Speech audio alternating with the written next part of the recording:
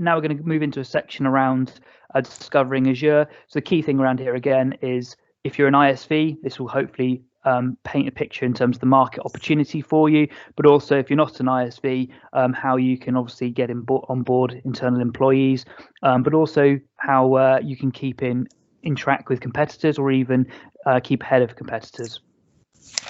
So if we start right at the beginning in terms of the cloud opportunity, you don't have to be, you'd have to be living under a rock, to be honest with you, if you hadn't noticed how much the cloud has obviously shifted into the marketplace, and how the public cloud especially has grown year on year. Obviously it's all through the news, and Microsoft's recent results and results out in the news are quite fantastic.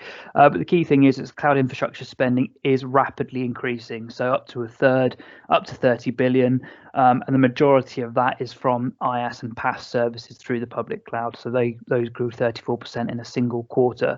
So what we're trying to get across here is that there is a shift in terms of the marketplace, that customers and your own internal organizations are really buying into cloud transformation. They're really well on board with it, and they can see and are looking to leverage the benefits of the cloud, of the public cloud, to be able to accelerate their business. So there's huge opportunities for ISVs in terms of offering their applications within the cloud, but also internally, now is the best time to start having those conversations around your internal application to say, look, we know the marketplace is shifting.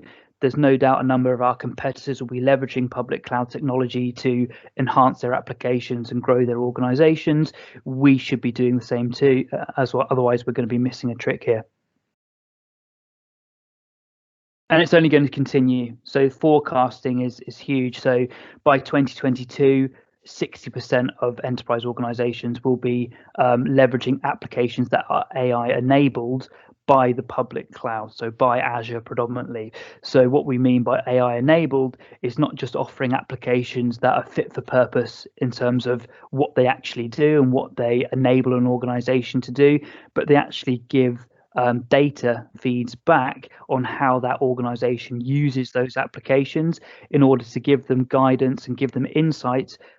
Twofold: one, on how they use those applications and how they can improve processes, but second of all, for the actual development teams of those applications, on how they can actually improve features and improve the value of that particular application with data fed information. So it's only going to grow the cloud opportunity, and again, it's really about making sure that your organization basically takes advantage of it and makes sure that that you're on this particular wave as well. So whether it's migration, whether it's innovation within the public cloud, that's something that really should be high on your agendas in the next 6 months to a few years, and really it opens the playing field for application teams in terms of what they can do. So whether you're a small organization with a small development team or even an outsourced development team, it really enables you to level the playing field. You've got the same level of expertise, the same level of tooling that enterprise organizations have. So from a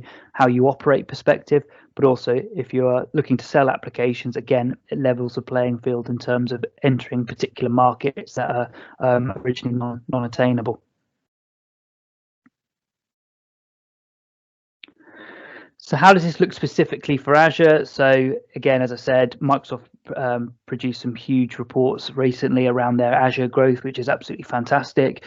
But in terms of new customers, greater than 90,000 Azure subscriptions per month, greater than 1.5 million SQL databases running, 500 million users in Active Directory, 777 trillion storage transactions per day, and now more than 80% of the Fortune 500 are using Azure, and then 1.5 trillion, I should say, messages per month produced and processed through Azure IoT. So the amount of data and the amount of data that applications are enhancing or using to enhance their operations is growing all the time, and this is certainly something that you should be part of. And the significant Azure growth, a lot of people say, well, what about AWS? First of all, AWS had a head start. They were first to market. Obviously, Microsoft have a lot more legacy elements, as you know, AWS was essentially starting from scratch. They didn't have legacy on-prem elements to factor in to consider. But also Microsoft are now putting in significant investment into Azure, as I'm sure everybody on this call is aware, and are now reaping the benefits of that investment with significant growth. So what does this mean for you in terms of people that are developing applications? Essentially, there is an opportunity for you guys to fulfill that cloud appetite, whether that's selling applications in the market or whether that's meeting the demands of your internal organization with cloud native applications that are AI enabled. So Microsoft are extremely keen to drive more growth, application, especially growth within Azure itself, so things like the marketplace, for example, but they're also putting funding programs together, resource programs together to make sure that that you guys have everything that you need to develop your applications further in Azure.